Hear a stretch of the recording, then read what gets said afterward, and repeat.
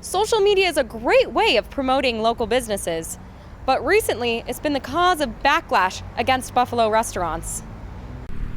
For all lovers of spooky season and fall outings, look no further than Clarence's very own Great Pumpkin Farm. Millions of Americans applied for unemployment insurance when the country shut down. When bars and restaurants opened back up, industry workers didn't want to come back. Hunters and hikers beware, skunk is in the air.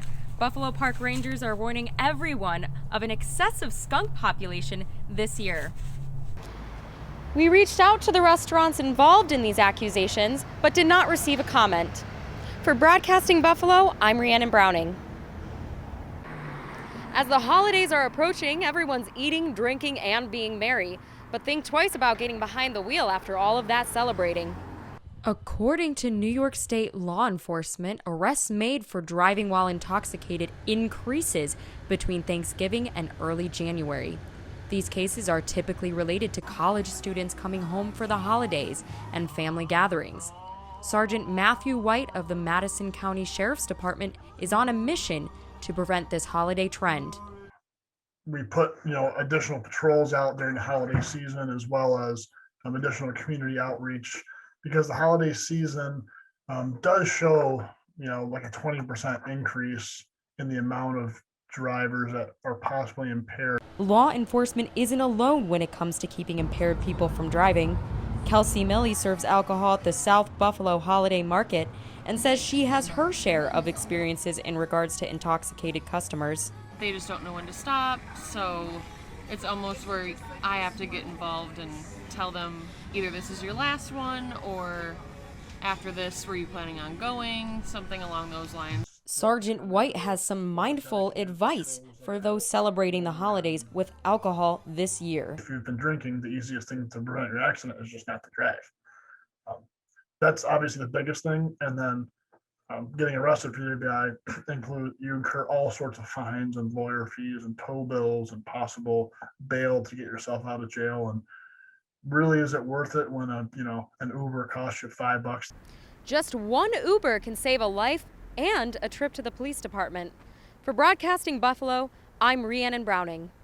Social media is a great way of promoting local businesses, but recently it's been the cause of backlash against Buffalo restaurants. The Sterling Tap and Wurst is one of multiple bars being criticized after posting what locals believe are racist comments. Poor word usage and racial epithets to make just people of Native people feel stupid if you were reading that. I mean, it was just a very wrong thing to post. Mike also said the owner already has a bad reputation. The owner was a difficult person to work with. He hired poor management every time. There was lots of turnover. It was just, I felt like I was most of the time doing everything there. Casey's Bar spoke out when Tapo Day Club imposed a dress code that appeared to be racially motivated. Some of their employees were customers of ours and friends of ours. And they were like, listen, this is obviously racially motivated. Vinny then responded by posting an inclusive dress code on Instagram.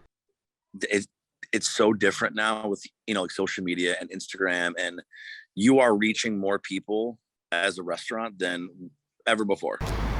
We reached out to the restaurants involved in these accusations, but did not receive a comment. For Broadcasting Buffalo, I'm Rhiannon Browning. Millions of Americans applied for unemployment insurance when the country shut down. When bars and restaurants opened back up, industry workers didn't want to come back. Restaurant managers and owners are struggling to find a full staff since reopening over a year ago. Grayland Gin Bar has been impacted in both the front and the back of the house, unable to find sufficient staffing for busy dinner hours. The general manager says that she is able to get plenty of interviews, but no one ever shows up. After the first bout of COVID, people were starting to come back, starting to get their original jobs back, and then once we shut down the second time, we noticed a lot of service industry professionals started looking for work outside of the industry.